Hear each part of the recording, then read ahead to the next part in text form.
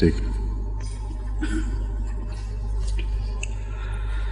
اعوذ باللہ من الشیطان الرجیم بسم اللہ الرحمن الرحیم الا المستضعفین من الرجال والنساء والولدان لا يستطيعون حیلة ولا يهتدون سبیلا فأولئك عسى الله أن يعفو عنهم وكان الله عفوا غفورا ومن يهاجر في سبيل الله يجد في الأرض مراغما كثيرا وسعا ومن يخرج من بيته مهاجرا إلى الله ورسوله ثم يدركه الموت فقد وقع أجره على الله وكان الله غفورا رحيما وإذا ضربتم في الأرض فليس عليكم جناح أن تقصروا من الصلاة إن خفتم أن يفتنكم الذين كفروا إن الكافرين كانوا لكم عدوا مبينا وإذا كنت فيهم فأقمت لهم الصلاة فلتقم طائفة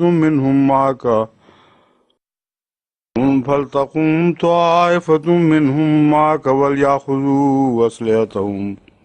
فإذا سجدوا فليكونوا من ورائكم ولتأت طائفة أخرى لم يصلوا فليصلوا معك وليأخذوا حذرهم وأسلحتهم ود الذين كفروا لو تغفلون عن أسلحتكم وأمتعتكم فيميلون عليكم ميلة واحدة ولا جناح عليكم إن كان بكم أذى من مطر أو كنتم مرضى أن تضعوا أسلحتكم وخذوا حذركم إن الله أعد للكافرين عذابا مهينا فإذا قضيتم الصلاة فاذكروا الله قياما وقعودا وعلى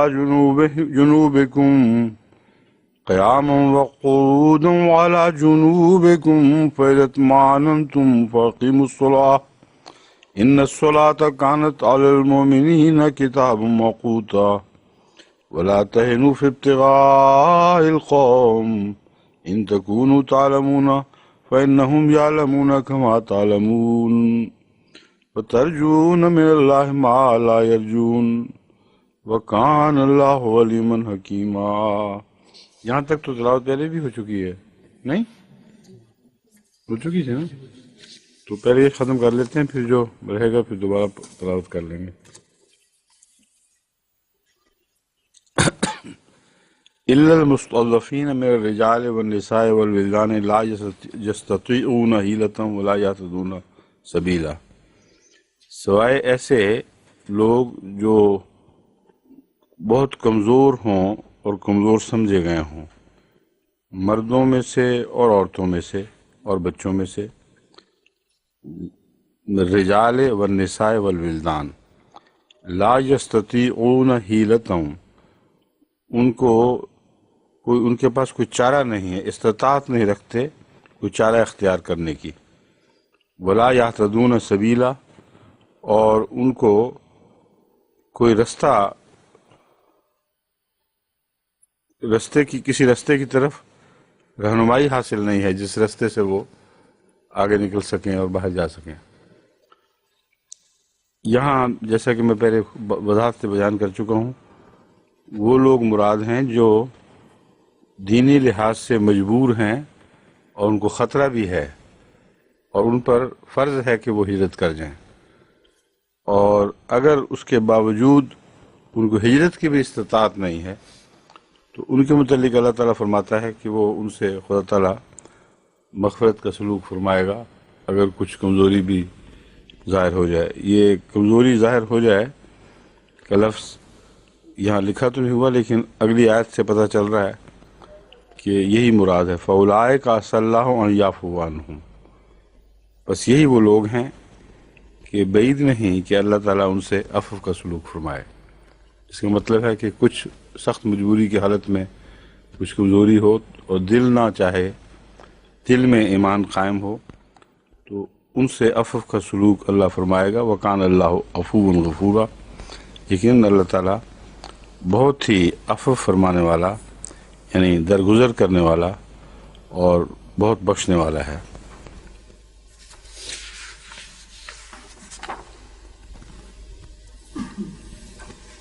وَمَن يُهَاجِرْ فِي سَبِيلِ اللَّهِ يَجِدْ فِي الْأَرْضِ مُرَاغَمًا كَثِيرًا وَسَعًا، اور جو بھی زمین میں اللہ کے لیے ہجرت کرے گا، فی سبیل اللہ، جو اللہ کی راہ میں ہجرت کرے گا، یجد فی الارض، وہ زمین میں پائے گا، مراغمن، کئی پناہ گاہیں، کثیرن، بہت سی، وسع، اور فراخی، ومن یخرج من بیتہ مہاجرن، اور جو اپنے گھر سے مہاجر بن کے نکلتا ہے، الی اللہ ورسولہ، اللہ اور اس کے رسول کی طرف، ثم یدرکہ الموت، پھر اسے موت آ لیتی ہے، فقد وقع اجرہ علی اللہ، تو اللہ پر اس کا اجر قائم ہو گیا ہے۔ وکان اللہ غفور الرحیم، اور اللہ تعالیٰ بہت ہی بخشنے والا اور بار بار رحم فرمانے والا ہے۔ یہاں جو فرمایا گیا ہے یخرج من بیتہ مہاجرن الی اللہ ورسولہ، اس زمانے میں رسول اللہ صلی اللہ علیہ وسلم کی زندگی میں تو ظاہری اور معنوی دونوں طرح یہ آیت صادق آتی تھی، کیونکہ مختلف جگہوں سے جہاں مسلمانوں پر مظالم کیے جا رہے تھے، مدینے کی طرف ہجرت ہو رہی تھی جہاں رسول اللہ بھی موجود تھے، اور اللہ اور رسول کا اکٹھا ذکر ظاہری طور پر یہ معنی دے گا کہ جہاں رسول اللہ تھے وہیں اللہ کی رحمتیں اور برکتیں تھیں، خاص خدا وہاں جلوہ گر تھا۔ لیکن ایک دائمی معنی اس کا یہ ہے کہ جو اللہ اور رسول کی طرف ہجرت کرتے ہیں، یعنی بدیوں سے نیکیوں کی طرف ہجرت کرتے ہیں، غیر اسلامی قدروں سے اسلامی قدروں کی طرف ہجرت کرتے ہیں، اور غیر اسلامی سوسائٹی سے اسلامی سوسائٹی کی طرف ہجرت کرتے ہیں، وہ سارے لوگ الی اللہ و رسولہ ہی میں آ جاتے ہیں۔ اور اس کی سند اس حدیث میں ملتی ہے جس میں ایک گناہ گار شخص مغفرت کی تلاش میں پھر رہا تھا، وہ لمبی حدیث کئی دفعہ میں بیان کر چکا ہوں۔ وہاں اس کی جو ہجرت تھی اس پر اللہ کا اوپر اجر لازم آ گیا، وہ یہ معنی ہیں اصل میں کہ خدا کی خاطر قرآن نے وعدہ دیا ہوا ہے، تو اس وعدے کی افعال اللہ کس طرح فرماتا ہے، اس کا ایک نظارہ تھا جو حضرت صلی اللہ علیہ وسلم کو دکھایا گیا۔ وکان اللہ غفور الرحیم، اور اللہ بہت ہی مغفرت فرمانے والا اور بار بار رحم فرمانے والا ہے۔ وَإِذَا ضَرَبْتُمْ فِي الْأَرْضِ فَلَيْسَ عَلَيْكُمْ جُنَاحٌ أَن تَقْصُرُوا مِنَ الصَّلَاةِ، اگر تم سفر کرو زمین میں، فَلَيْسَ عَلَيْكُمْ جُنَاحٌ، تو ہرگز تم پر کوئی گناہ نہیں، أَن تَقْصُرُوا مِنَ الصَّلَاةِ، کہ تم نماز قصر کر لیا کرو، ان خفتم، اگر تم ڈرو، ان یفتنکم الذین کفروا، کہ وہ لوگ جو کفر کر رہے ہیں، انکار کر رہے ہیں، وہ تمہیں فتنے میں مبتلا کر دیں گے۔ ان الکافرین کانوا لکم عدوا مبینا، یقیناً کافر لوگ تمہارے کھلے کھلے دشمن ہیں۔ اس آیت سے متعلق جو معاملہ تحقیق طلب ہے، ایک دفعہ میں نے ملک صاحب سے بات چھیڑی تھی، مرحوم سے، ملک سیف الرحمان صاحب سے، لیکن کوئی اس وقت تسلی بخش جواب ملا نہیں تھا، معلوم ہوتا تھا وہ بھی مزید حوالے دیکھنا چاہتے تھے۔ وہ یہ ہے کہ جو قصر کا مسئلہ ہے، نماز قصر کرنے کا، یہ تو اتنا مسلمہ ہے اور اتنا عام ہے کہ شاید ہی کوئی اور مسئلہ اتنا واضح طور پر شیعہ سنی ہر جگہ مستحکم ہو چکا ہو، اور آغاز ہی سے ہے، اور اس کا لڑائی سے کوئی تعلق نہیں، خطرے سے کوئی تعلق نہیں، یہاں تک کہ حضرت عثمان نے جب عمرہ کیا یا حج کیا ہے اور وہاں نماز قصر نہیں کی، تو خارجیوں نے ایک فتنے کی وجہ یہ بنائی تھی، اور تمام مسلمان تاریخیں اس واقعہ کو پیش کرتی ہیں کہ خارجیوں نے جو فساد مچایا تھا اس میں ایک یہ الزام تھا حضرت عثمان پر کہ قرآنی تعلیم کے خلاف قصر نہیں کی، اور حضرت عثمان رضی اللہ تعالیٰ عنہ نے یہ جواب نہیں دیا کہیں کہ تم غلط سمجھ رہے ہو، قرآن میں تو یہ ذکر ہی نہیں، وہاں تو اگر فتنے کا ڈر ہو یا خوف کا مقام ہو تو تب قصر ہوتی ہے۔ تو یہ بحث ہے، اس آیت سے تو یہی نظر آ رہا ہے بظاہر کہ قصر کا حکم ہے اگر یہ ڈر ہو کہ دشمن فتنے میں نہ ڈالے تو چھوٹی نماز کر لو، لیکن مسلمہ جو مسلک ہے تمام مسلمانوں کا خلفاء کے وقت سے لے کر اب تک میں بتا رہا ہوں، خلفاء راشدین کے زمانے سے ثابت ہے، اس فتنے کی تاریخ پڑھیں، ہر جگہ آپ کو یہ ملے گا کہ خارجین نے یہ اعتراض کیا تھا اور کسی نے بھی ان کو یہ کہہ کر رد نہیں کیا کہ قرآن کریم میں یہ نہیں لکھا ہوا۔ تو اس کی وجوہات کیا ہیں؟ کیوں مومن صاحب، مصیر قمر صاحب، کوئی ہے آپ کے ذہن میں؟ پھر یہ لکھیں، ربا تحقیق کریں اس مسلک پر، ٹھیک ہے؟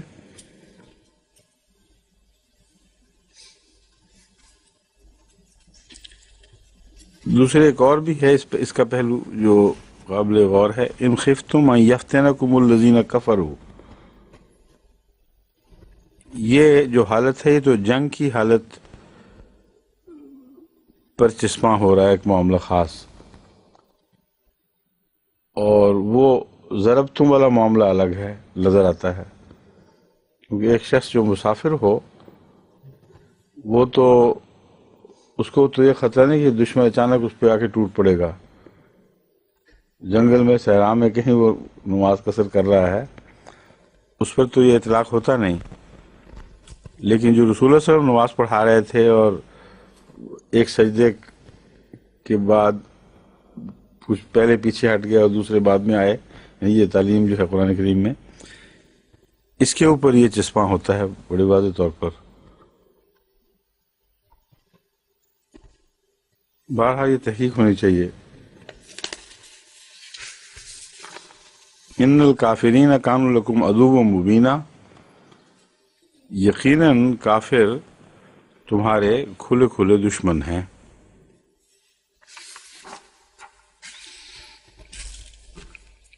وَإِذَا كُنْتَ فِيهِمْ، اب یہ اس کا ذکر آ گیا ہے جو میں بیان کر رہا تھا۔ وَإِذَا كُنْتَ فِيهِمْ، جب تو ان میں ہو، فَأَقَمْتَ لَهُمُ الصَّلَاةَ، تو انہیں نماز پڑھایا کر۔ فَلْتَقُمْ طَائِفَةٌ مِّنْهُمْ مَعَكَ، ان میں سے ایک گروہ تیرے ساتھ کھڑا ہو جائے، وَلْيَأْخُذُوا أَسْلِحَتَهُمْ، اور وہ ہتھیار بند ہوں، اپنے ہتھیار ساتھ لیے ہوئے ہوں۔ فَإِذَا سَجَدُوا، جب وہ سجدہ کریں، فَلْيَكُونُوا مِنْ وَرَائِكُمْ، تو وہ تمہارے پیچھے ہٹ جائیں۔ وَلْتَأْتِ طَائِفَةٌ أُخْرَى، اور دوسرا گروہ آ جائے، لم یصلوا، جس نے نماز نہ پڑھی ہو، فَلْيُصَلُّوا مَعَكَ، پھر وہ تیرے ساتھ نماز پڑھیں۔ وَلْيَأْخُذُوا حِذْرَهُمْ وَأَسْلِحَتَهُمْ، وہ پھر اپنا بچاؤ ساتھ لیں، پکڑ لیں، وَأَسْلِحَتَهُمْ، اور اپنے اسلحہ پکڑ لیں، یعنی ساتھ ہی نماز کے اپنا بچاؤ ساتھ رکھیں، وَأَسْلِحَتَهُمْ، اور اپنے اسلحہ کو بھی ساتھ رکھیں۔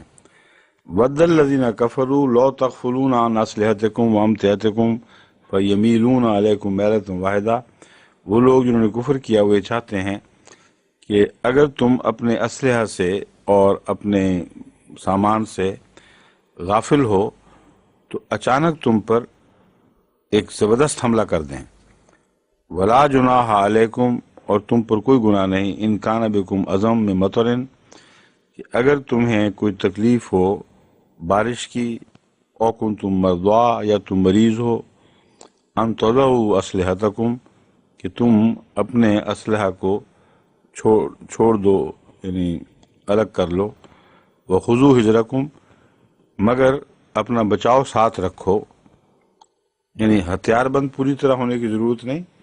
مگر بچاؤ کا سامان ساتھ رہنا چاہیے۔ ان اللہ اعد للکافرین عذاب مہینہ، یقیناً اللہ تعالیٰ نے کافروں کے لیے رسوا کرنے والا عذاب بنایا ہے۔ یہ جو آیت ہے اس میں ایک رکعت پڑھنے کا حکم ہے ان کا، اور دوسری رکعت کو پورا کرنے کا حکم یہاں نہیں ملتا۔ ملک صاحب نے جو اشارہ کیا تھا وہ اسی طرف کیا تھا۔ ان کے نزدیک یہ اس وقت کی بات ہے جب ابھی 4 رکعتیں نہیں بلکہ 2 رکعتیں ہوتی تھیں، اور 2 رکعتوں کی کسر 1 رکعت کافی ہونا یہ خاص جنگ سے تعلق رکھتا ہے۔ لیکن عام نمازوں میں جو کسر ہے 4 کی 2 کرنے والا، وہ ملک صاحب کے نزدیک اس آیت کے تابع نہیں بلکہ ویسے اس کی اجازت تھی۔ اگر تھی تو وہ کہاں سے نکلی ہے؟ قرآن کریم سے نکلنی چاہیے۔ تو یہ بحث ہے، اور پھر اس بات کی مزید چھان بین کہ یہ تو ہر جنگ میں شروع ہوئے، کیا جنگ بدر تک یہی صورت تھی کہ ابھی نماز آدھی تھی؟ یہ ساری باتیں دیکھنی پڑیں گی۔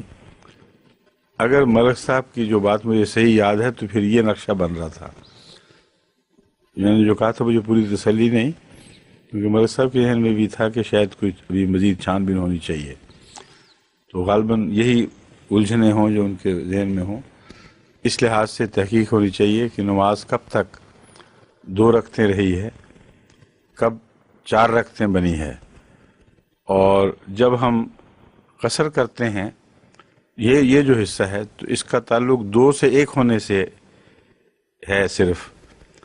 اور وہ نماز کی اصلی حالت ہے۔ پھر وہ یہ مسلک لے رہے تھے ملک صاحب، وہ جو 2 کی حالت ہے وہ اصلی ہے، اور 4 رکعتیں 2 اس پہ زائد ہوئی ہیں، اور یہ حکم اس سے نیچے شروع ہوتا ہے۔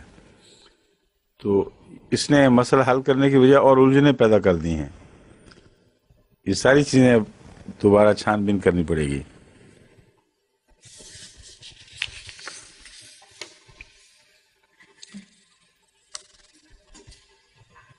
ان اللہ اعد للکافرین عذاب مہینہ، یقیناً اللہ تعالیٰ نے کافروں کے لیے ایک رسوا کرنے والا عذاب مقدر فرما رکھا ہے۔ فَإِذَا قَضَيْتُمُ الصَّلَاةَ فاذْكُرُوا اللَّهَ قِيَامًا وَقُعُودًا وَعَلَىٰ جُنُوبِكُمْ، بس جب تم نماز ادا کر چکو، فاذکروا اللہ، بس اللہ کو یاد کرو، قیاما وقعودا، کھڑے ہوئے بھی اور بیٹھے ہوئے بھی، وعلیٰ جنوبکم، اور اپنے پہلوؤں پر بھی، وَإِذَا اطْمَأْنَنْتُمْ فَأَقِیمُوا الصَّلَاةَ، جب تمہیں پوری طرح طمانینت حاصل ہو جائے، فَأَقِیمُوا الصَّلَاةَ، تو نماز کو قائم کرو، ان الصلاۃ کانت علی المؤمنین کتابا موقوتا، تو یقیناً نماز مومنوں پر ایک مقررہ وقت کے ساتھ فرض فرمائی گئی ہے۔ کتاباً فرض ہے، موقوتا مقررہ وقت کے ساتھ۔ اب اس میں اس آیت سے جو مفہوم نکلتا ہے اس پر بھی پھر غور ہونا چاہیے۔ جب تم نماز ادا کر چکو تو اللہ کا ذکر کرو، قیام قعود وعلی جنوبکم، فَإِذَا اطْمَأْنَنْتُمْ فَأَقِیمُوا الصَّلَاةَ، وہاں قضیتم کا لفظ تھا، یہاں اقیموا کا لفظ ہے۔ قضیتم سے مراد فرض کا پورا کرنا ہے، جو کم سے کم فرض پورا ہو جائے، وہ جنگ کی حالت کی جو نماز ہے وہ پوری طرح اقامت الصلاۃ کی ذیل میں نہیں بلکہ فرض ادا کرنے کی ذیل میں ہے۔ جب طمانینت کے حالات ہوں تو نماز کو اس کے تمام لوازمات کے ساتھ پوری طرح ادا کرو، یہ اصل قیام نماز ہے۔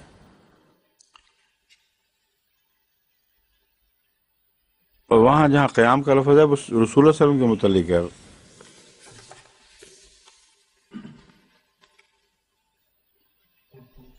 اقمت لهم الصلاۃ، اور باقیوں کے لیے فلیصلوا معک۔ تو یہ بڑے باریک چھوٹے چھوٹے فرق ہیں جو بتاتے ہیں کہ کہیں بھی قرآن میں ادنا بھی تضاد نہیں ہے۔ یہاں قیام نماز سے مراد پوری نماز لی گئی ہے، اور رسول اللہ صلی اللہ علیہ وسلم نے چونکہ پوری ہی پڑھنی تھی اور پوری طرح نماز کا حق رسول اللہ صلی اللہ علیہ وسلم نے ہمیشہ ادا فرمایا، اس لیے وہاں اقامت صلاۃ کا لفظ آیا ہے، اور باقیوں نے قضاء کا فرض کا کم از کم حصہ ادا کرنا تھا، ان کے لیے صلاۃ کا ہے فلیصلوا معک۔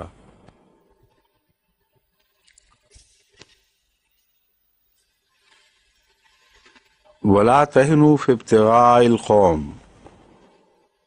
قوم سے کا پیچھا کرنے، ابتغاء میں نے چاہنے میں، اس کو مراد یہ ہے کہ قوم میں جو شریر لوگ ہیں، جو فسادی ہیں، جو تمہارے دشمن ہو چکے ہیں، ان کی طرف سے غافل نہیں رہنا، بلکہ ان کا کھوج لگا کر ان کو پکڑنا ضروری ہے۔ اس بارے میں تم نے غفلت نہیں کرنی۔ وہ مختلف ٹولیوں میں پھرتے، کبھی یہاں فساد پیدا کرتے، کبھی وہاں فساد پیدا کرتے، تو ان پر نظر رکھنا اور ان کی تلاش رکھنا، یہ اس معاملے میں کوئی سستی نہ ہو، لا تہنوا، اس بارے میں کمزوری نہ دکھاؤ۔ ان تکونوا تعلمون، اگر تم مصیبت میں مبتلا ہو، علم کہتے ہیں دکھ کو، اور جسمانی مشقت کے لیے بھی لفظ علم آتا ہے، تو صرف وہ جذباتی دکھ نہیں بلکہ جسمانی تکلیف، تو اگر تم جسمانی تکلیفوں میں مبتلا ہو، فإنہم یعلمون کما تعلمون، تو تمہارے دشمن بھی تو تکلیفوں میں مبتلا ہیں، جنگ کی حالت ہی تکلیف کی حالت ہوتی ہے، مگر ایک فرق ہے، وَتَرْجُونَ مِنَ اللَّهِ، جبکہ تم اللہ سے وہ امید لگائے بیٹھے ہو، ما لا یرجون، جس کی ان کو کوئی امید نہیں، یعنی تمہاری تکلیف کے بدلے اللہ کی طرف سے اجر ملے گا، اور اس تکلیف میں بھی اللہ تعالیٰ کی معیت حاصل ہوگی، ان کو ایسی کوئی امید نہیں، اس کے باوجود وہ تکلیف میں پڑے ہوئے ہیں۔ وَكَانَ اللَّهُ عَلِيمًا حَكِيمًا،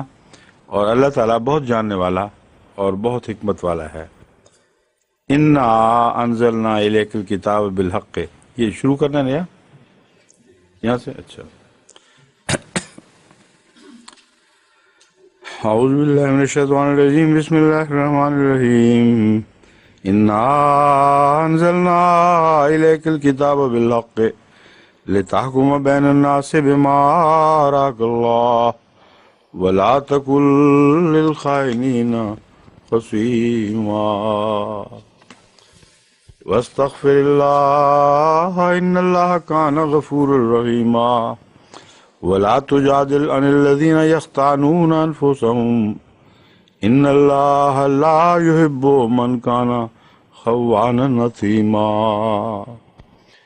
يَسْتَخْفُونَ مِنَ النَّاسِ وَلَا يَسْتَخْفُونَ مِنَ اللَّهِ وَهُوَ مَعَهُمْ إِذْ يُبَيِّتُونَ مَا لَا يَرْضَىٰ مِنَ الْقَوْلِ وَكَانَ اللَّهُ بِمَا يَعْمَلُونَ مُحِيطًا ہا انتم ہؤلاء جادلتم عنہم فی الحیاۃ الدنیا فمن یجادل اللہ عنہم یوم القیامۃ ام من یکون علیہم وکیلا ومن یعمل سوءا او یظلم نفسہ ثم یستغفر اللہ یجد اللہ غفورا رحیما ومن یکسب اثما فانما یکسبہ علی نفسہ وکان اللہ علیما حکیما ومن یکسب خطیئۃ او اثما ثم یرم بہ بریئا فقد احتمل بہتانا واثما مبینا ولولا فضل اللہ علیک ورحمتہ لہمت طائفۃ منہم ان یضلوک وما يضلون الا انفسهم وما يضرونك من شيء فانزل الله عليك الكتاب والحكمة وعلمك ما لم تكن تعلم وكان فضل الله عليك عظيما لا خير في كثير من نجواهم الا من امر بصدقة او معروف او اصلاح بین الناس ومن يفعل ذلك ابتغاء مرضات الله فسوف نؤتيه أجرا عظيما ومن يشاقق الرسول من بعد ما تبين له الهدى ويتبع غير سبيل المؤمنين نوله ما تولى ونصله جهنم وساءت مصيرا إن الله لا يغفر أن يشرك به ويغفر ما دون ذلك لمن يشاء ومن يشرك بالله فقد ضل ضلالا بعيدا إن يدعون من دونه إلا إناثا وإن يدعون إلا شيطانا مريدا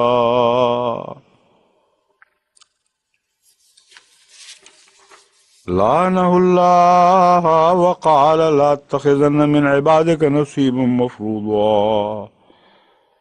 ولا أضلنهم ولا أمنينهم ولا أمرنهم ولا يبتكن آذان الأنعام ولا أمرنهم فلا يغيرن خلق الله ومن يتخذ الشيطان وليا من دون الله فقد خسر خسرانا مبينا يعدهم ويمنيهم وما يعدهم الشيطان إلا غرورا أولئك مأواهم جهنم ولا يجدون عنها محيصا والذين آمنوا وعملوا الصالحات سندخلهم جنات تجري من تحتها الأنهار خالدين فيها أبدا وعد الله حقا ومن أصدق من الله قيلا ليس بأمانيكم ولا أماني أهل الكتاب من يعمل سوءا يجز به ولا يجد له من دون الله وليا ولا نصيرا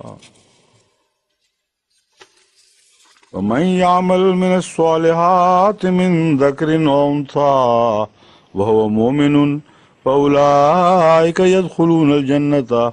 ولا يظلمون نقيرا ومن أحسن دينا ممن أسلم وجهه لله وهو محسن واتبع ملة إبراهيم حنيفا واتخذ الله إبراهيم خليلا ولله ما في السماوات وما في الأرض وكان الله بكل شيء محيطا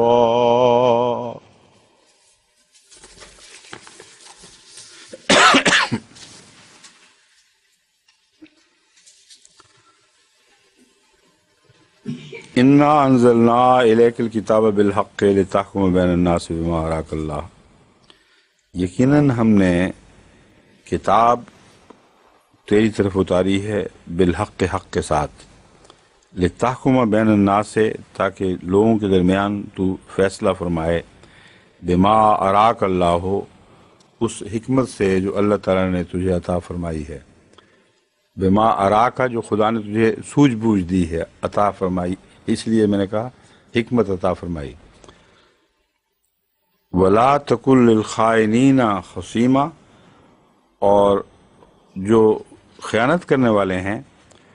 ان کے حق میں ان کی خاطر جھگڑا نہ کر خصیم جھگڑا کرنے والا نہ بن ایسے میں یہاں دراصل مراد ہے وکالت نہ کر ان کی طرف سے وکیل نہ بن تو چونکہ وکیل جب معاملہ پیش کرتے ہیں تو اس کے حق میں خوب دلیلیں پیش کرتے ہیں جس کا معاملہ کے کمزور ہو اس میں جھگڑا زیادہ ہوتا ہے اس لیے لفظ خصیمہ استعمال ہوا ہے یہ مراد نہیں کہ نعوذ باللہ خدا کے انبیاء حضرت ابراہیم یا رسول اللہ صلی اللہ علیہ وسلم خدا سے جھگڑا کرتے تھے مراد یہ ہے کہ ان کے کیس بڑے کمزور تھے اس لیے بڑی جد و جہد سے کوشش سے ان کی وکالت کرنی پڑتی تھی تو فرمایا خائنین کے لیے تو نے کوئی وکالت نہیں کرنی تو ان کا وکیل نہ بن واستغفر اللہ اور اللہ سے بخشش طلب کر ان اللہ کان غفور الرحیمہ، یقیناً اللہ تعالیٰ بہت بخشنے والا اور رحم فرمانے والا ہے۔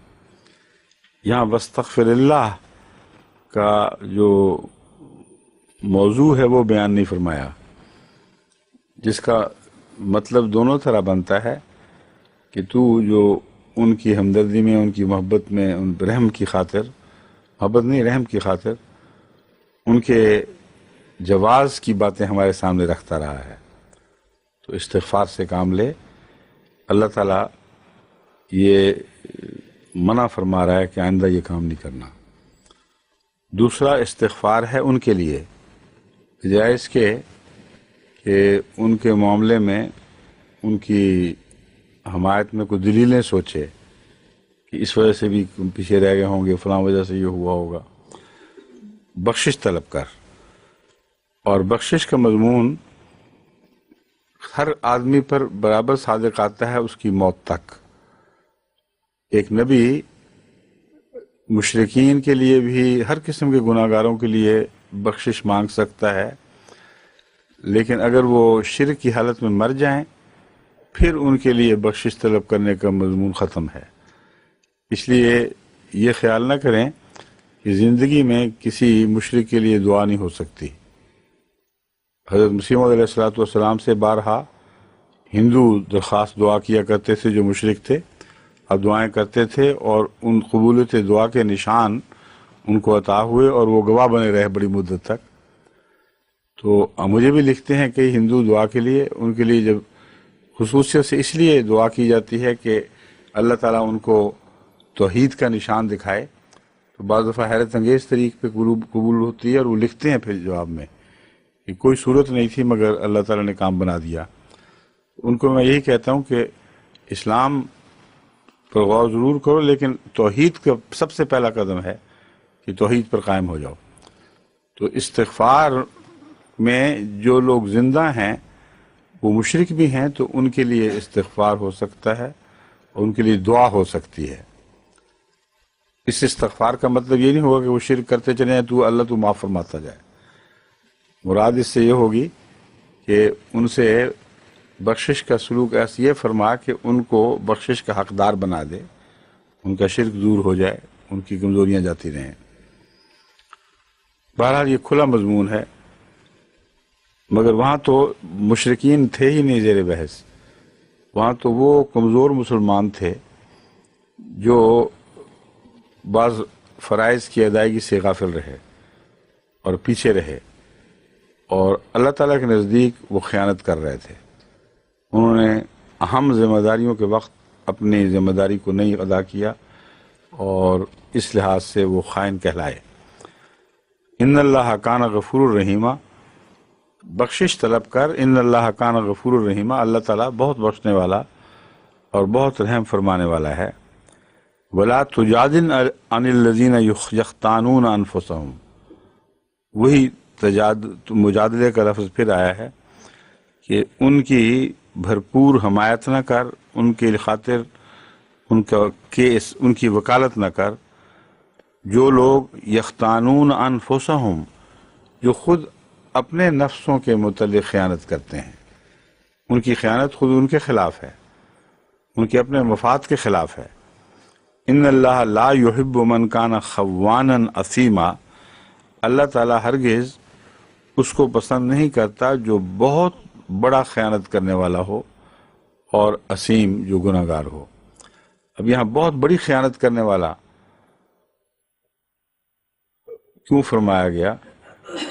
کیا نسبتاً کم خیانت کرنے والوں کو اللہ پسند فرماتا ہے اور صرف حد سے زیادہ گزرے ہوئے خائن کو ناپسند کرتا ہے؟ اس کے متعلق میں پہلے آپ کو ایک دفعہ توجہ دلا چکا ہوں کہ میرے نزدیک یہ جو طرز کلام ہے یہ دراصل ادنا کی بھی نفی کرنے والی ہے۔ اللہ تعالیٰ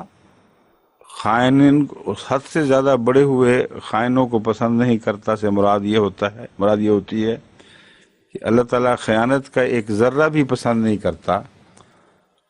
اور جو حد سے بڑھ جائے اس کے باوجود اس سے خدا کیسا پیار کر سکتا ہے؟ یعنی جس چیز کی کا ادنا بھی خدا کو پسند نہ ہو، اس میں حد سے بڑے ہوئے کے لیے تو کوئی تعلق کا سوال ہی پیدا نہیں رہتا۔ یہ مراد نہیں ہے کہ صرف حد سے بڑے ہوئوں کو ناپسند کرتا ہے، ان سے کم درجے والوں کو پسند کر لے تو کوئی حرج نہیں، ہرگز کہیں بھی یہ مراد نہیں ہے۔ اور لا یحبو کا مضمون دوسرا یہ بتاتا ہے کہ جب کہا جاتا ہے اس سے محبت نہیں کرتا، تو اس کا برعکس بعض دوسری زبانوں میں بھی ملتا ہے کہ اس کا برعکس شدت سے صادق آرا ہوتا ہے۔ محبت نہیں کرتا کا مطلب ہے نفرت کرتا ہے، اور محبت سے کم درجے اسی پہلو میں، اسی مضمون میں اس سے کم تر درجے کے جواز کی بحث نہیں ہو رہی ہوتی۔ وہ کہتے ہیں اللہ تعالیٰ اس چیز اس سے محبت نہیں کرتا،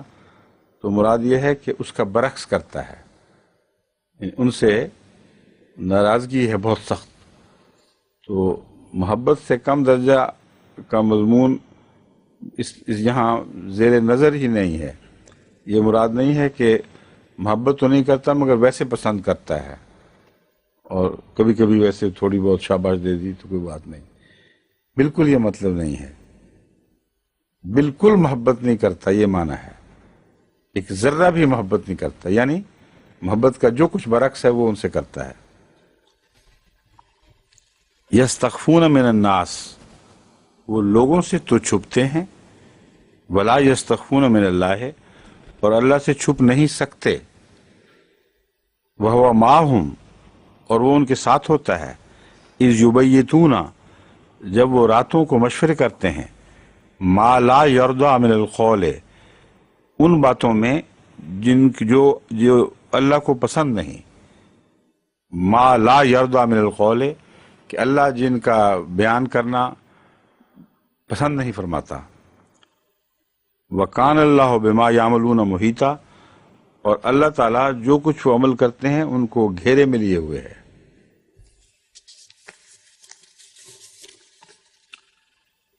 یہاں مومن کمزور جو پیچھے رہ جانے والے ہیں، ان کے علاوہ بھی کچھ منافقین بھی داخل ہوئے نظر آتے ہیں اس گروہ میں۔ یہ جو مضمون ہے یہ تو کمزور مومن والی بات نہیں ہے، بلکہ ایسے فتنہ پرداز منافقین پیش نظر ہیں یہاں، جو ایمان کے پردے میں چھپے ہوئے ہیں، اور رسول اللہ علیہ وسلم کو ان کا علم ہے، لیکن ان سے وہ مغفرت کا سلوک فرما رہے ہیں اور چاہتے ہیں کہ ہلاک نہ ہوں، مگر اللہ تعالیٰ ان کا معاملہ خوب کھول رہا ہے کہ وہ جو پیچھے ہٹ جاتے ہیں تو پھر تم لوگوں کی ہلاکت کے مشورے کرتے ہیں، مومنوں کے مفاد کے خلاف منصوبے بناتے ہیں راتوں کو چھپ کے۔ ہا انتم ہاؤلائے جادلتم عنہم فی الحیات الدنیا، یعنی مومنوں کا یہ حال ہے کہ اس کے باوجود حسن ظن سے کام لے رہے ہیں، کوشش کر رہے ہیں کہ چلو مسلمان کہلاتے ہیں، کوئی بات نہیں، ان کے معاملے میں اللہ تعالیٰ سے کچھ گریہ ازاری کی جائے، کہا جائے کہ چھوڑ دے ان کو۔ یہ جو مضمون ہے جادل تم میں، پھر جو استغفار ہے وہ بھی یہاں داخل ہوتا دکھائی دے رہا ہے مجھے تو۔ اب جادل تم عنہم فی الحیات دنیا، ان کے کمزوریوں کا جواز تلاش کر کے ان سے مغفرت ان کے لیے نہیں مانگی جا سکتی۔ گناہگار بتا کر مغفرت طلب کرنا اور مضمون ہے، اس لیے اگر یہ سمجھا جائے تو پھر تضاد کوئی نہیں رہتا مضامین میں۔ ان کا معاملہ پلیڈ نہیں کرنا خدا کے حضور یا آپس میں، جہاں پکڑ کا معاملہ آئے گا وہاں ان کے متعلق ان پر پردے نہیں ڈالنے، بلکہ وہ جو انہوں نے حقیقت میں کیا ہے اس کے مطابق ان سے سلوک ہونا چاہیے۔ فرمایا دنیا کی زندگی کے معاملات میں تو تم ان کے کیس پلیڈ کرو گے، ان کی وکالت کر لو گے، ان کی حمایت کر لو گے، لیکن یہ بتاؤ فَمَن يُعَادِلُ اللَّهَ عَنْهُمْ يَوْمَ الْقِيَامَةِ، قیامت کے دن اللہ سے کون ان کی وکالت کرے گا؟ یعنی خدا کی سزا سے تو بچ سکتے نہیں۔ جو محیطہ کا لفظ ابھی گزرا تھا یہ اسی کی مزید تفصیل ہے کہ محیط وہ ہے جو کسی وجود کے ہر پہلو، اس کے مکانی اور زمانی ہر پہلو پر حاوی ہو۔ تو مرنے کے بعد جو لوگ یہاں زندہ انسانوں کے ہاتھ سے نکل جاتے ہیں اللہ کے ہاتھ سے نہیں نکلتے. تو یہی مضمون ہے کہ اللہ نے تو ان کو گھیرے میں لے رکھا ہے، یہاں تم ان کی وکالت کچھ کر بھی لو تو فرق کیا پڑے گا، کیونکہ اصل سزا تو قیامت کے دن ملنی ہے. اور اللہ تعالیٰ نے ان کو مکمل گھیرے میں رکھا ہوا ہے، اور اس وقت کوئی نہیں ہوگا جسے اجازت ہو کہ وہ ان کے حق میں کوئی بات کر سکے. ام من یکون علیہم وکیلا، اس وقت کون ہے جو ان کی حق میں بات کرے یا ان کا وکیل بن سکے. ومن یعمل سوءا او یظلم نفسہ ثم یستغفر اللہ یجد اللہ غفور رحیما. اب یہ وہی مضمون ہے مغفرت کا، لیکن یہاں وہ شخص خود مذکور جس نے کوتاہی کی ہے، غفلت کی ہے، کوئی ظلم کر بیٹھا ہے، اس کے متعلق فرماتا ہے وَمَن يَعْمَلْ سُوءًا أَوْ يَظْلِمْ نَفْسَهُ، بس جو کوئی بھی بدی کرے، اور یظلم نفسہ یا اپنے نفس پر ظلم کرے، ثم یستغفر اللہ پھر اللہ سے بخشش طلب کرے، یجد اللہ غفور الرحیمہ، تو اللہ تعالیٰ کو بہت مغفرت والا، بہت بخشنے والا اور بار بار رحم فرمانے والا پائے گا. تو یہ آیت بتاتی ہے کہ وہ جو پہلا مفہوم میں نے پیش کیا تھا وہی درست ہے، قرآن کے مطابق ہے کہ مغفرت کا تعلق اعتراف گناہ سے ہے. اعتراف گناہ کے بعد احساس ندامت کے ساتھ اگر مغفرت مانگی جائے تو گناہ گار کی بھی مغفرت کے امکانات ہیں. لیکن اگر اپنے لیے یا کسی کے لیے اعتراف کے بغیر اس کی وجوہات یا توجیحات پیش کی جائیں تو اس سے پھر مغفرت نہیں ہوا کرتی. اور یہ بہت ہی گہرا مضمون ہے. وہ لوگ جو غلطی پر اپنی توجیحات پیش کرتے ہیں اور جانتے ہیں کہ جھوٹ ہیں اور نفس کے بہانے ہیں، وہ اپنا کیس خراب سے خراب تر کرتے چلے جاتے ہیں، اور ہمیشہ ان لوگوں پر غصہ بڑھتا چلا جاتا ہے. لیکن جو شروع میں ہی شرافت کا سلوک کر کے ہتھیار ڈال دیتے ہیں کہ ہاں یہ ہماری غلطی تھی، طبیعت فوراً ان کے لیے مغفرت کی طرف مائل ہوتی ہے. تو اللہ تعالیٰ نے جو انسان کو اپنی صورت پہ پیدا کیا، جو بائبل میں آتا ہے، یا اپنی صفات عطا کی ہیں ذلی طور پر، وہ خدا کو پہچاننے میں ہمیں مدد دیتی ہیں. یعنی ہم جو فطری رد عمل سچائی کے ساتھ دکھاتے ہیں وہی طرز عمل زیادہ شان کے ساتھ اللہ تعالیٰ کی ذات میں ہے. دراصل اسی کا عکس ہے جو ہماری تخلیق میں ہمارے اوپر ایک چھاپ کی طرح موجود ہے. وَمَن يَعْمَلْ سُوءًا أَوْ يَظْلِمْ نَفْسَهُ ثُمَّ يَسْتَغْفِرِ اللَّهَ، پھر استغفار کرے، اعتراف حق، اعتراف گناہ کرے، اللہ کو وہ بہت ہی بخشنے والا اور بار بار رحم فرمانے والا پائے گا. وَمَن يَكْسِبْ إِثْمًا فَإِنَّمَا يَكْسِبُ عَلَىٰ نَفْسِهِ، جو کوئی گناہ کماتا ہے تو وہ اپنے نفس کے خلاف ہی کماتا ہے. وَكَانَ اللَّهُ عَلِيمًا حَكِيمًا، اور اللہ تعالیٰ بہت علم والا، بہت صاحب علم اور بہت حکمت والا ہے. وَمَن يَكْسِبْ خَطِيئَةً أَوْ إِثْمًا ثُمَّ يَرْمِ بِهِ بَرِيًّا فَقَدِ احْتَمَلَ بُهْتَانًا وَإِثْمًا مُبِينًا. دوسرے گناہ گار بھی اس بیان ہو گئے. ان کی ایک شک وہ ہے کہ جو نہ صرف یہ کہ اپنے بارے میں اعتراف نہیں کرتے بلکہ کوشش کرتے ہیں کہ ان کا جرم کسی اور کے سر تھوپا جائے. کہتے ہیں دراصل اس نے یہ غلطی کی تھی، اس کی وجہ سے ہم یہ پکڑے گئے ہیں، اور قصور اس کا ہمارا نہیں ان کا ہے. یہ ہر روز ماؤں کو تجربہ ہوتا ہے، گھر میں بچے اس طرح کرتے رہتے ہیں جن کی تربیت ٹھیک نہ ہوئی ہو، یا تربیت سے پہلے کچھ وہ زور لگاتے ہیں اس قسم کی باتوں میں. تو توجہ کے ساتھ ان کے یہ رجحان درست کرنے پڑتے ہیں کہ ہرگز اپنی غلطی پہ پردہ نہیں ڈالنا، اسے تسلیم کرنا ہے، اور کسی اور پر اپنا جرم عائد کرنے کا تو سوال ہی پیدا نہیں ہوتا. یہ بدتر گناہ ہے اس سے بھی کہ انسان اپنے جرم پر پردہ ڈالے. تو یہ آخری منحوس شکل جو ہے اس کا بھی ذکر فرما دیا کہ جو خطا کر دے یا گناہ ہو جائے اس کو ہرگز یہ نہیں چاہیے کہ کسی اور معصوم پر اس کی تہمت ڈال دے، وہ اسم، یہ تو بہت بڑا بہتان ہے، وہ اسم مبینہ، اور بہت کھلا کھلا گناہ ہے۔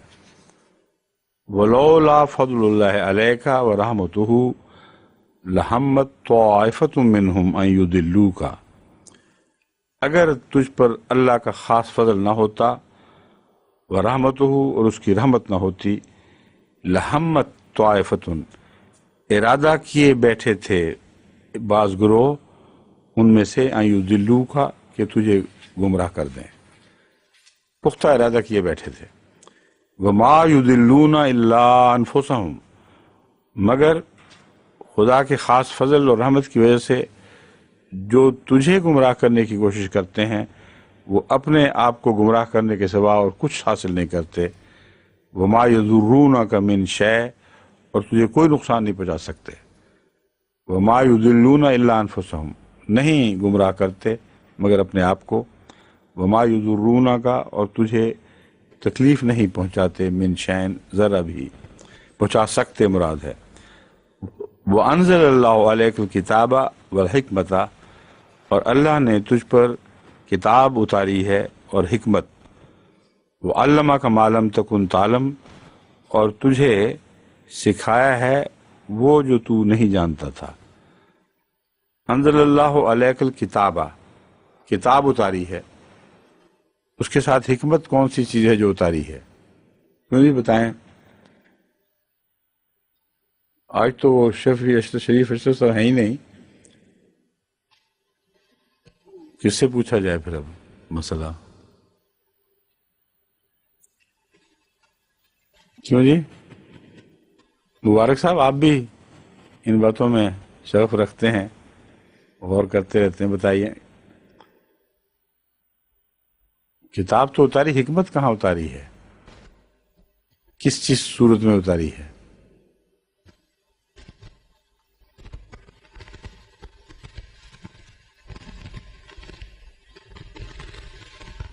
ہاں کیوں نہیں بتائیں؟ علماء کرام کی باری آ گئی اب۔ خواتین میں کوئی ہے ہاتھ کھڑا کرنے والا؟ شوری آفتاب صاحب اور ان کی بیٹی زیادہ وہ حصہ لیا کرتے ہیں، وہ دونوں نہیں ہیں۔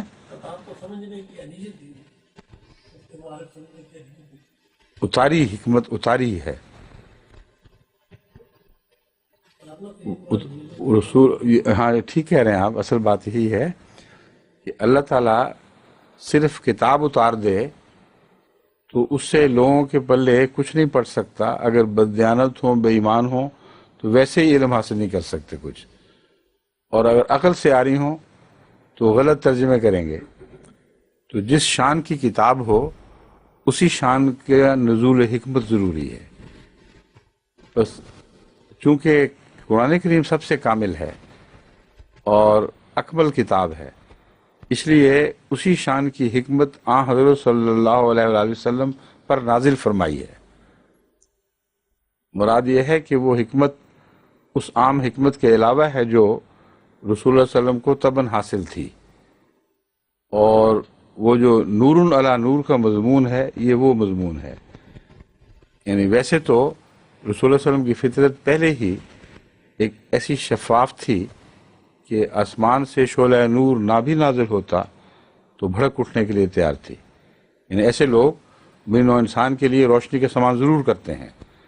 دنیا میں جو غیر مذہبی دنیا میں ایسے صاحب فراست لوگ پیدا ہوتے ہیں تو یہ ہو ہی نہیں سکتا کہ وہ چپ چاپ چلے جائیں۔ ان کا نور فراست بھڑکتا ہے، روشنی پیدا کرتا ہے، مگر وہ آسمانی نور سے عاری ہوتا ہے، اس لیے وہ کامل نہیں ہوتا اور غلطیوں سے پاک نہیں ہوتا۔ تو قرآن کریم فرماتا ہے رسول اکرم صلی اللہ علیہ وسلم کے متعلق کہ آپ وہ نور تھے، وہ شعلہ، وہ جو بھڑک اٹھنے کے لیے تیار بیٹھا تھا۔ وَلَوْ لَمْ تَمْسَسْهُ نار، ایسا نور جسے آگ نہ بھی چھوئے تو اٹھ کھڑا ہوتا ہے۔ پھر اللہ نے اس پر آسمان سے شعلہ نور اتارا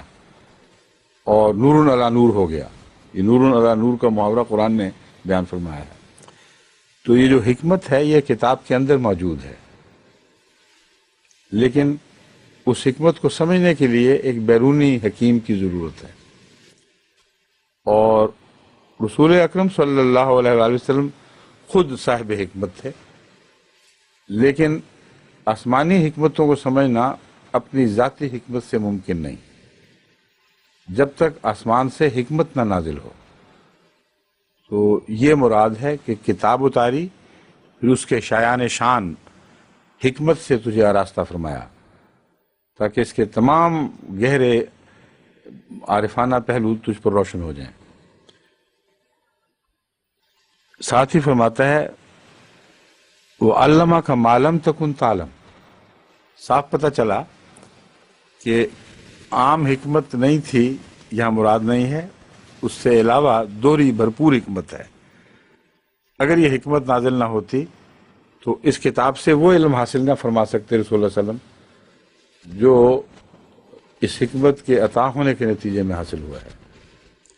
تو خدا نے تجھے اس چیز کی تعلیم دی جس کا تجھے علم نہیں، اس کی توفیق نہیں تھی۔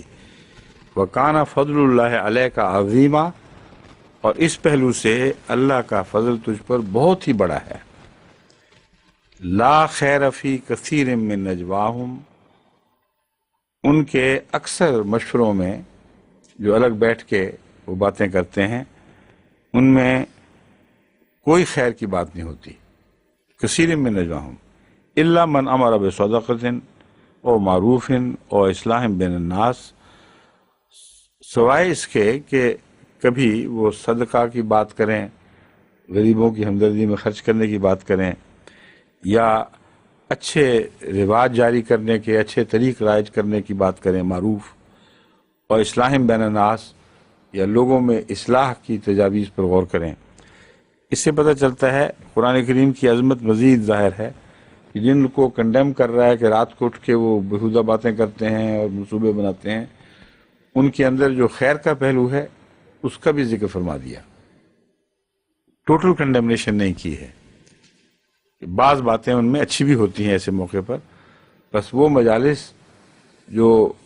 رات کو اٹھ کر لگائی جائیں اور ان میں یہ باتیں ہوں، ان کے خلاف کوئی بات نہیں ہے۔ یعنی ان کے علاوہ عام روزمرہ کی زندگی میں بھی یہ آیت ہمارے لیے رہنما بن جاتی ہے۔ مجلس مشاورت کے وقت راتوں کو میٹنگ کمیٹیاں بیٹھی ہوئی ساری ساری جاگتی، وہ انہی باتوں پہ غور کرتی ہیں۔ تو یہ نہ کہیں کہ نجوہ منع ہے، رات کو اٹھ کر بیتیں کرنا منع ہے۔ جو نیکی کی باتیں ہیں، اصلاح کی باتیں ہیں، خیر کی باتیں ہیں، ان کی اجازت ہے اور وہ خدا کو پسند ہیں۔ وَمَن يَفْعَلْ ذَلِكَ ابْتِغَاءَ مَرْضَاتِ اللَّهِ، اور جو کوئی، یہ وہی بات آ گئی کہ جو کوئی یہ بات اللہ کی رضائیں حاصل کرنے کے لیے، اللہ کی مرضیاں حاصل کرنے کے لیے چاہے، فَسَوْفَ نُؤْتِیہِ أَجْرًا عَظِیمًا، تو اسے ہم بہت ہی بڑا اجر عطا فرمائیں گے۔ تو ایک گروہ کا ذکر کرتے کرتے جو شر تھا، ان کے اس پہلو کا ذکر فرما دیا جو ان میں خیر کا بھی موجود تھا، اور خیر کے پہلو سے جو دروازہ کھلا ہے اس سے اب خالصتاً ان لوگوں میں داخل ہو گیا ہے یہ ذکر جو اللہ کے پاک بندے اور خدا کی رضا جوئی کی خاطر راتوں کو اٹھتے اور مشورے کرتے ہیں۔ تو یہ ایک نہایت ہی فصیح و بلیغ طریق ہے انحراف کا۔ ایک طریق سے شروع کی بات، اس کا وہ کنارہ چن لیا جو اچھا ہے، اس نے دروازہ کھولا اور خالصتاً نیک بندوں کے ذکر میں قرآن کریم داخل ہو گیا۔ وَمَن يَفْعَلْ ذَلِكَ ابْتِغَاءَ مَرْضَاتِ اللَّهِ، جو بھی اللہ کی مرضات حاصل کرنے کی تمنا میں، اس کی خواہش میں ایسا کرتا ہے، فَسَوْفَ نُؤْتِیہِ أَجْرًا عَظِیمًا، تو یقیناً اللہ تعالیٰ، سوفا کا جو لفظ ہے وہ مستقبل کے لیے بھی استعمال ہوتا ہے، قریب کے مستقبل کے لیے بھی استعمال ہوتا ہے، لیکن گرامر میں عموماً یہ بتایا جاتا تھا کہ دور کے مستقبل کے لیے سوفا اور قریب کے مستقبل کے لیے سا۔ جب سا کہا جائے گا تو مراد ہے ابھی، جلدی ہو جائے گا، اور سوفا کا مطلب ہوتا ہے بہت دور کے بعد۔ حالانکہ قرآن کریم میں بھی اور عربی ادب میں بھی سوفا کا مضمون بہت دیر کے بعد سے نہیں ہوا کرتا، کوئی مستقبل بھی ہو لیکن زیادہ تاکید کی خاطر آتا ہے۔ تو سوفا کا اصل معنی ہے یقیناً ایسا ہوگا، ضرور ایسا ہوگا، اور بعض دفعہ عنقریب کے معنوں میں بھی آتا ہے۔ قرآن کریم میں کئی جگہ ان قریب کے معنوں میں بھی آ جاتا ہے۔ فسوف نوتی ہے اجر عظیمہ، تو ہم ضرور ان کو ان کا اجر دیں گے، ہے تو مستقبل لیکن ضرور کے معنی رکھتا ہے۔ وَمَن يُشَاقِقِ الرَّسُولَ مِن بَعْدِ مَا تَبَيَّنَ لَهُ الْهُدَىٰ، اور جو بھی رسول کے خلاف بات کرتا ہے، شقاق کرتا ہے رسول سے، اس سے مخالفت کرتا ہے،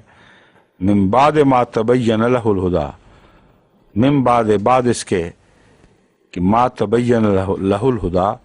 کہ اس پر ہدایت کھل گئی ہے، وَيَتَّبِعْ غَيْرَ سَبِيلِ الْمُؤْمِنِينَ، اور پھر مومنوں کے طریق کی بجائے غیر مومنانہ طریق اختیار کرتا ہے۔ سبیل کہتے ہیں راستے کو، راہ کو، تو سبیل المومنین مومنوں کا طریق، اور غیر سبیل المومنین مومنوں کے طریق کے علاوہ کوئی طریق، یتبع کا مطلب ہے پیروی کرتا ہے، اس کی اتباع کرتا ہے،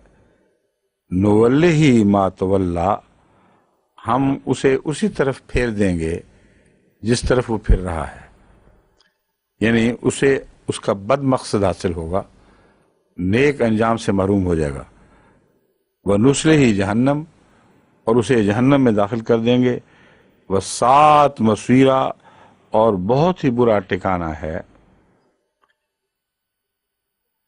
بہت ہی برا ٹھکانہ ہے۔ ان اللہ لا یغفر ان یشرک بہ، اللہ تعالیٰ ہرگز پسند نہیں کرتا کہ اس کا شرک کیا جائے۔ یقین اللہ تعالیٰ پسند نہیں کرتا، یہ لفظاً تو یہ بنتا ہے، لیکن اردو محاورے میں اللہ تعالیٰ ہرگز پسند نہیں کرتا زیادہ بہتر ترجمہ معلوم ہوتا ہے، ان یشرک بہ، کہ اس کا شرک، اس کے ساتھ شرک کیا جائے یا اس کا شریک ٹھہرایا جائے، وَيَغْفِرُ مَا دُونَ ذَلِكَ لِمَن يَشَاءُ، اور اس کے سوا جسے چاہے، جو چاہے بخش دے، بخش سکتا ہے، یعنی شرک اس کو سخت ناپسند ہے، شرک کو چھوڑ کر یغفر ما دون ذالک، اس سے ورے ورے جو گناہ ہیں، لمن یشاء، جس کے لیے چاہے انہیں معاف فرما سکتا ہے، ومن یشرک باللہ، اور جو بھی اللہ کا شرک کرتا ہے، فقد ضل ضلالا بعیدا، تو وہ بہت دور کی گمراہی میں مبتلا ہو چکا ہے، یعنی اس کا معاملہ بہت دور جا چکا ہے۔ یہاں بھی یاد رکھنے کے لائق بات ہے کہ جتنے بھی صحابہ تھے الا ماشاء اللہ، اکثر مشرکین میں سے آئے تھے آغاز میں، بعد میں کچھ یہود میں سے آئے، کچھ عیسائیوں میں سے آئے، لیکن بھاری اکثریت ان مشرکین کی جو مسلمان ہوئے ہیں پہلے مشرک ہی تھی، اور بعض ان میں سے بھی اتفاقاً ایسے تھے جو توحید پرست بھی ہوتے تھے۔ تو سوال یہ، حضرت خدیجہ بھی توحید پرست تھیں، اور بھی اسی طرح اور مثالیں ہیں، مگر سوال یہ پیدا ہوتا ہے کہ وہ سارے بخشے گئے کہ نہیں؟ وہ سارے بخشے گئے۔ تو یہاں مراد یہ ہے کہ وہ شخص جو شرک کی حالت میں مر جاتا ہے، اور وہ شخص جو مومن ہونے کے بعد پھر شرک کرتا ہے، وہ بہت خطرناک غلطی ہے۔ اس لیے دو باتیں ایسی ہیں جن سے ڈرتے رہنا چاہیے، ایک یہ کہ انسان کو شرک کی حالت میں موت نہ آئے، پہلے توحید پر قائم ہو چکا ہو، دوسرے ایمان لانے کے بعد شرک کے ہر قسم کے جو سائے ہیں ان سے اپنے جسم کو صاف اور پاک کر کے منور کر لے توحید سے۔ کوئی گوشہ بھی انسان کا ایسا نہیں ہونا چاہیے جس پہ شرک نے اندھیرا ڈال رکھا ہو۔ وقت ہو گیا؟ ٹھیک ہے۔ وَمَن یشرک باللہ فقد ضل ضلالا بعیدا، یہ ہو چکا ہے۔ اب ان یدون من دونہ، یہاں سے شروع کریں گے انشاءاللہ، ٹھیک ہے؟ نشان لگا لیں۔